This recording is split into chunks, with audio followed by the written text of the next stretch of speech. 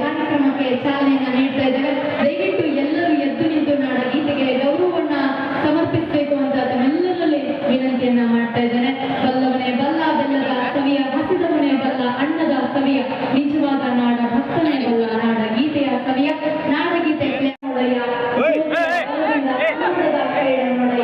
ಸತ್ಯದ ಬಲದಿಂದ ಅಸತ್ಯದ ಕೇಡ ನೋಡಯ್ಯ, ಪರುಷದ ಬಲದಿಂದ ಅವಲೋಕದ ಕೇಡ ನೋಡಯ್ಯ, ಕೂಡುವ ಸಂಗಣ ಶರಣರ ಅನುಭವದಿಂದ ಎಣ್ಣ ಭವದ ಕೇಡ ನೋಡಯ್ಯ ಎಂಬ ಅಣ್ಣ ಬಸವಣ್ಣನ ನುಡಿಯನ್ನ ವಚನವನ್ನ ಸ್ಮರಿಸ್ತಾ ಪ್ರಜ್ವಲನೊಂದಿಗೆ ಮುಖ್ಯ ಕಾರ್ಯಕ್ರಮ ಉದ್ಘಾಟನೆಗೊಳ್ಳುತ್ತಾರೆ. ಶರಣ ಪುತ್ರ ಅಮೃತ ಹಸ್ತದಿಂದ ಇವತ್ತಿನ ಕಾರ್ಯಕ್ರಮದ ಕೇಂದ್ರ ಬಿಂದುಗಳಾಗಿರುವಂತಹ ಕರ್ನಾಟಕ ಸರ್ಕಾರದ ಮುಖ್ಯಮಂತ್ರಿಗಳಾಗಿರುವಂತಹ ಸನ್ಮಾನ್ಯ ಶ್ರೀ ಡಿ.ಕೆ. ಶಿವಕುಮಾರ್ ಸರ್ ಅವರು, ಹಾಗೆ ತಿಮ್ಮಾಪುರ್ ಸರ್ ಅವರು,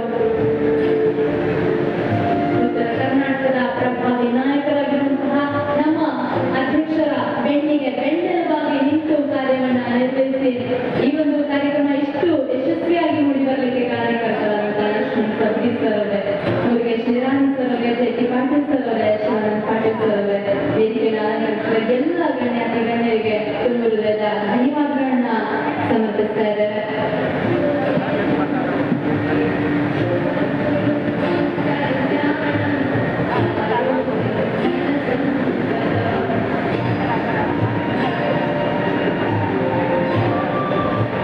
ಕಾಲದ ಕತ್ತಲೆಯನ್ನು ಹೊಡೆದೊಡಿಸುವಂತಹ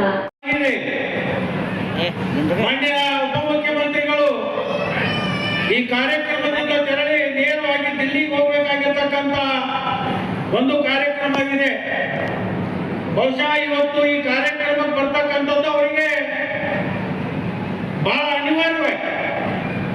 ಅವರು ದಿಲ್ಲಿಗೆ ಹೋಗಲೇಬೇಕಾಗಿರ್ತಕ್ಕಂಥ ಸಂದರ್ಭದಲ್ಲಿ ಆ ದಿಲ್ಲಿಗೆ ಹೋಗ್ತಕ್ಕಂಥ ಸಂದರ್ಭವನ್ನು ಬದಲಾವಣೆ ಮಾಡಿಕೊಂಡು ಇವತ್ತು ಉತ್ತರ ಕರ್ನಾಟಕದ ಗಡಿ ಭಾಗದಲ್ಲಿ ಇರ್ತಕ್ಕಂಥ ಜಮಖಂಡಿ ಜನರ ಪ್ರೀತಿಗೆ ಧಕ್ಕೆ ಆಗಬಾರದು, ಅವರ ಅಭಿಮಾನಕ್ಕೆ ಪತ್ತೆ ಆಗಬಾರದು ಅಂತೇಳಿ ಆ ಕಾರ್ಯಕ್ರಮವನ್ನು ಸಾಯಂಕಾಲವರೆಗೆ ಮುಂದೂಡಿ ಈ ಕಾರ್ಯಕ್ರಮಕ್ಕೆ ಬಂದಿರತಕ್ಕಂಥದ್ದು ನಮ್ಮೆಲ್ಲರಿಗೂ ಕೂಡ ಸಂತೋಷವನ್ನ ತಂದಿದೆ ಅಂತಕ್ಕಂಥ ಮಾತನ್ನ ಈ ಸಂದರ್ಭದಲ್ಲಿ ನಾನು ಹೇಳಲಿಕ್ಕೆ ಬಯಸ್ತೀನಿ. ಡಿ.ಕೆ. ಶಿವಕುಮಾರ್ ಅವರು ಹಿಂದೆ ಸಹಕಾರಿ ಸಚಿವರಾಗಿದ್ದು ಬಹುಶಃ ಅವರಿಗೆ ನೆನಪಿರ್ಲಿಕ್ಕಿಲ್ಲ. ಹಿಂದೆ ಅವರು ಸಹಕಾರಿ ಸಚಿವರಾದಂತಹ ಸಂದರ್ಭದಲ್ಲಿ ಅವರು ತೆಗೆದುಕೊಂಡಿರ್ತಕ್ಕಂಥ ಒಂದೇ ಒಂದು ನಿರ್ಣಯ ಇವತ್ತು ಉತ್ತರ ಕರ್ನಾಟಕ ಮುಂಬೈ ಪ್ರಾಂತದಲ್ಲಿರ್ತಕ್ಕಂಥ 3 ಜಿಲ್ಲೆಗಳಲ್ಲಿ ಬಾಗಲಕೋಟೆ, ಬಿಜಾಪುರ ಮತ್ತು ಬೆಳಗಾವಿ ಸುಮಾರು 50ಕ್ಕಿಂತಲೂ ಹೆಚ್ಚು ಸಕ್ಕರೆ ಕಾರ್ಖಾನೆಗಳು ಬರಲಿಕ್ಕೆ ಅವತ್ತಿನ ದಿವಸ ಒಬ್ಬ ಸಹಕಾರಿ ಸಚಿವರಾಗಿ ತೆಗೆದುಕೊಂಡಿರ್ತಕ್ಕಂಥ ತೀರ್ಮಾನ ಈ ಭಾರತದಲ್ಲಿ ಒಂದು ದೊಡ್ಡ ಕ್ರಾಂತಿ ಆಗಿದೆ ಅಂತಕ್ಕಂಥ ಮಾತನ್ನು ಹೇಳಬೇಕಾಗುತ್ತೆ.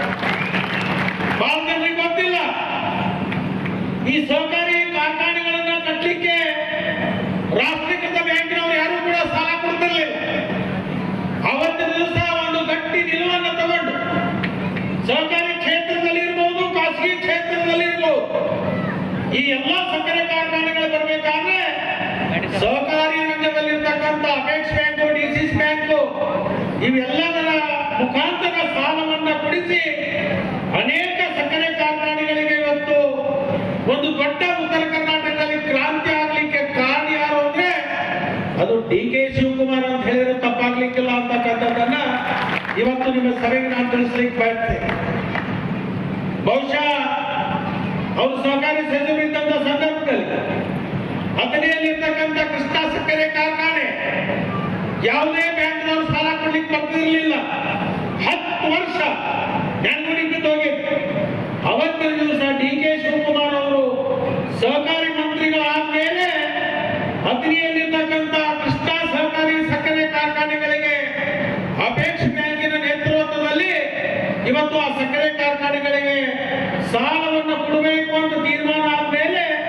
ಈ 3 ಜಿಲ್ಲೆಯಲ್ಲಿ ಸುಮಾರು 50 ಕಾರ್ಖಾನೆಗಳಾಗಿವೆ. ಇಲ್ಲಿ ಮುರುಗೇಶ್ ನಿರಾಣಿ ಅವರಿದ್ದಾರೆ. ಮೊದಲು ಮುರುಗೇಶ್ ನಿರಾಣಿ ಅವರಿಗೆ ಯಾವುದೇ ರಾಷ್ಟ್ರೀಕೃತ ಬ್ಯಾಂಕಿನ ಸಾಲ ಕೊಡ್ತಿರ್ಲಿಲ್ಲ. ಆದ್ರೆ ಇವತ್ತು ಅವರಿಗೆ ಗೊತ್ತಿದೆ, ಅಪೇಕ್ಷ್ ಬ್ಯಾಂಕ್, ಬಿಜಾಪುರ ಜಿಲ್ಲಾ ಮಧ್ಯವರ್ತಿ ಬ್ಯಾಂಕ್, ಬಾಗಲಕೋಟೆ ಜಿಲ್ಲಾ ಮಧ್ಯವರ್ತಿ ಬ್ಯಾಂಕ್, ಬಿಜಾಪುರ ಜಿಲ್ಲಾ ಮಧ್ಯವರ್ತಿ ಬ್ಯಾಂಕ್ ಮತ್ತು ಬೆಳಗಾವಿ ಇರ್ಬೋದು, ಮಂಗಳೂರು ಇರ್ಬೋದು, ಈ ಎಲ್ಲ ನಮ್ಮ ರಾಹುಲ್ ಕಲುಗಿ ಅವರೇ ಮತ್ತು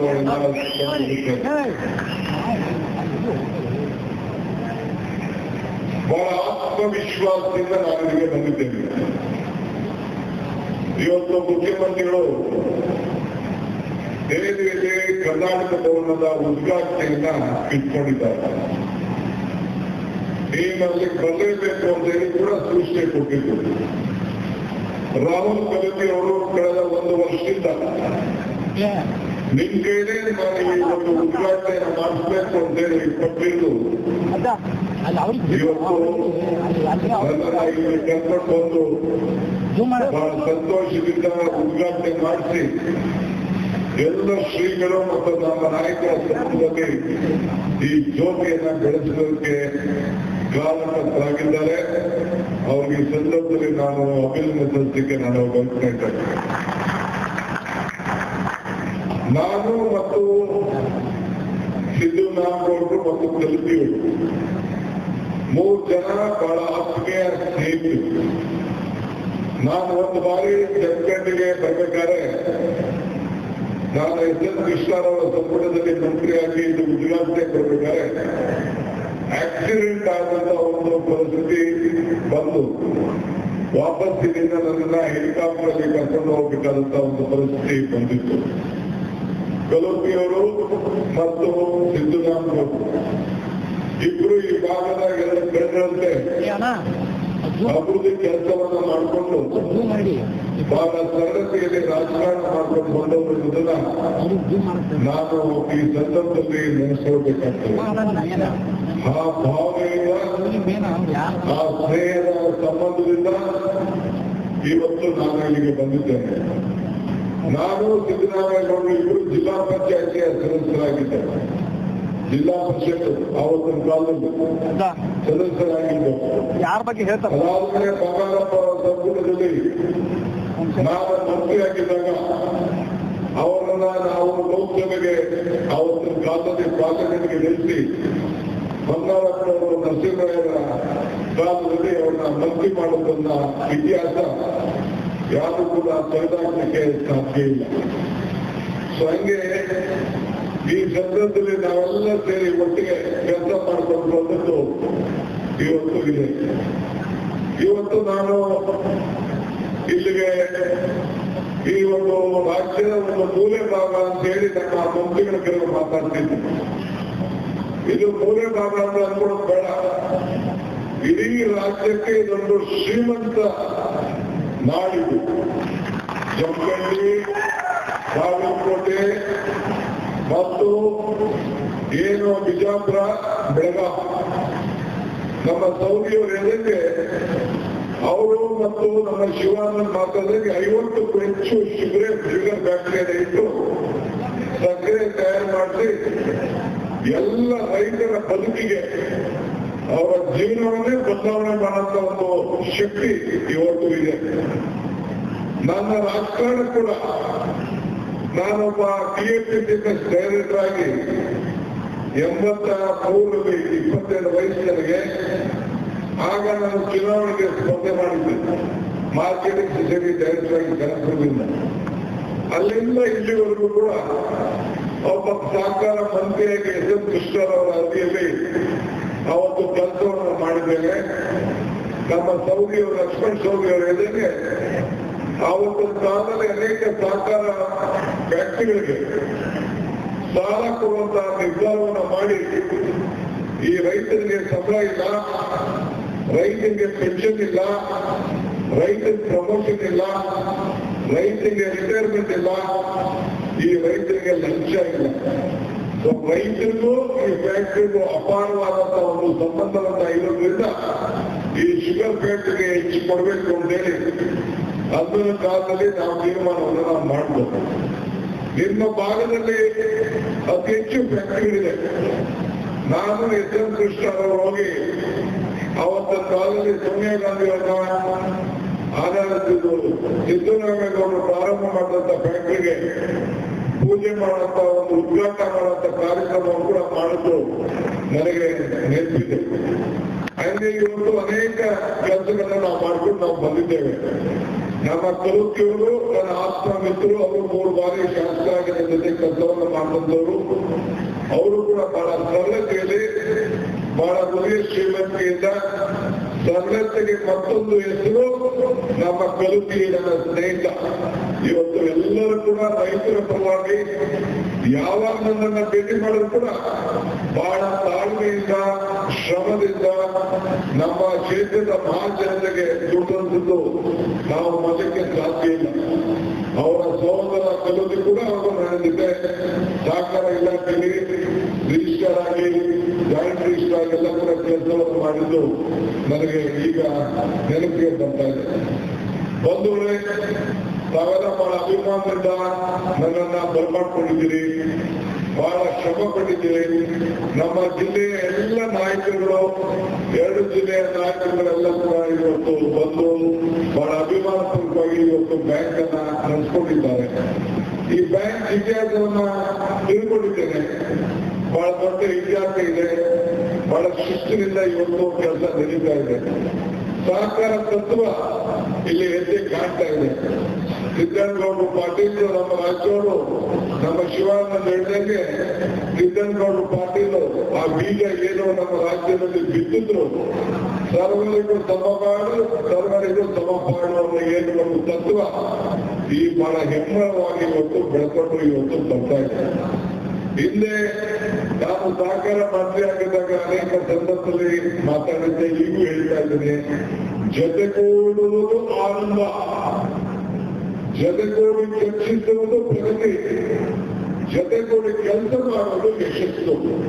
ನಾವು ಉದ್ಘಾಟನೆಯನ್ನ ಇಟ್ಕೊಂಡಿದ್ದಾರೆ. ನೀನು ಅಲ್ಲಿಗೆ ಬರಲೇಬೇಕು ಅಂತ ಹೇಳಿ ಕೂಡ ಸೂಚನೆ ಕೊಟ್ಟಿದ್ದು.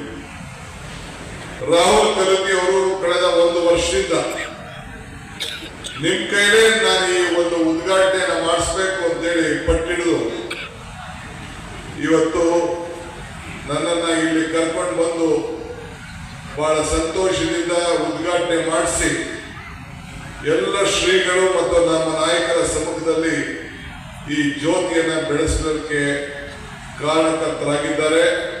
ಅವರಿಗೆ ಈ ಸಂದರ್ಭದಲ್ಲಿ ನಾನು ಅಭಿನಂದನೆ ಸಲ್ಲಿಸಲಿಕ್ಕೆ ನಾನು ಬಯಸ್ತಾ ಇದ್ದೇನೆ. ನಾನು ಮತ್ತು ಸಿದ್ದರಾಮೇಗೌಡರು ಮತ್ತು ಕಲುತಿಯವರು 3 ಜನ ಬಹಳ ಆತ್ಮೀಯ ಸ್ನೇಹಿತರು. ನಾನು 1 ಬಾರಿ ಜಮಖಂಡಿಗೆ ಬರ್ಬೇಕಾದ್ರೆ ನಾನು ಎಸ್ ಎಂ ಕೃಷ್ಣ ಅವರ ಸಂಪುಟದಲ್ಲಿ ಮಂತ್ರಿಯಾಗಿ ಇದು ಉದ್ಘಾಟನೆಗೆ ಬರ್ಬೇಕಾದ್ರೆ ಆಕ್ಸಿಡೆಂಟ್ ಆದಂತ ಒಂದು ಪರಿಸ್ಥಿತಿ ಬಂದು ವಾಪಸ್ ಇಲ್ಲಿಂದ ನನ್ನ ಹೆಲಿಕಾಪ್ಟರ್ ಅಲ್ಲಿ ಕರ್ಕೊಂಡು ಹೋಗ್ಬೇಕಾದಂತ ಒಂದು ಪರಿಸ್ಥಿತಿ ಬಂದಿತ್ತು. ಕಲೋತಿಯವರು ಮತ್ತು ಸಿದ್ದರಾಮೇಗೌಡರು ಇಬ್ರು ಈ ಭಾಗದ 2 ಕಣ್ಣಂತೆ ಅಭಿವೃದ್ಧಿ ಕೆಲಸವನ್ನ ಮಾಡಿಕೊಂಡು ಬಹಳ ಸರಳತೆಯಲ್ಲಿ ರಾಜಕಾರಣ ಮಾಡ್ಕೊಂಡು ಬಂದವರು ಅನ್ನೋದನ್ನ ನಾನು ಈ ಸಂದರ್ಭದಲ್ಲಿ ನೆನೆಸ್ಕೊಳ್ಬೇಕಾಗ್ತದೆ.